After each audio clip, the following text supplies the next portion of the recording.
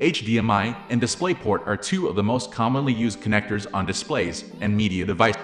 From computers and gaming consoles to the smallest monitors and the largest TV, chances are you have something that supports at least one of these connectors. When it comes to monitors, most of them come with at least one HDMI and DisplayPort connection, and most computers support both. But what is the difference between the two, and how do you decide which one to use? If you want to know more, let's get started.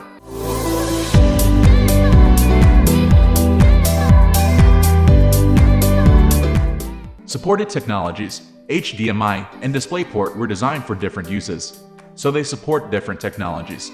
Each has its own advantages depending on how you plan to use it.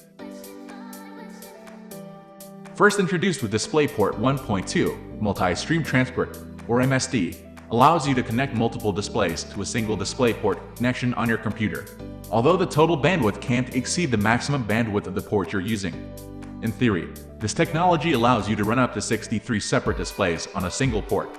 This device chaining can be done either from one display to another, a technique known as daisy chaining, or through an external hub. HDMI doesn't natively support MST, but it's possible to achieve similar results using DisplayPort to HDMI. This still requires a DisplayPort connection on the source device. Mainly supported on compact 2-in-1 PC and some phones, USB-C alt mode can send a video signal over. DisplayPort has supported this capability since 2014, and depending on the bandwidth required for the display, it also allows USB data to be sent over the same cable.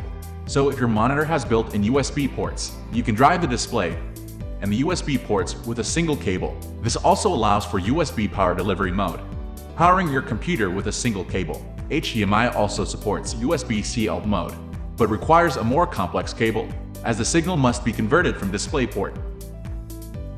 This is just a summary of the major technologies supported by both DisplayPort and HDMI. HDMI also supports other technologies, including ARC and eARC, and Ethernet over HDMI.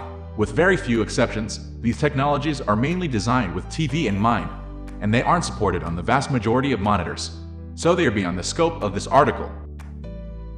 HDMI and DisplayPort are physically very similar. HDMI uses a 19-pin cable, while DisplayPort has 20 pins. Both connectors look alike, but most DisplayPort cables have a physical latch that prevents them from being disconnected accidentally.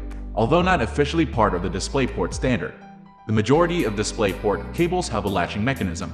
On the other hand, very few HDMI cables have latches.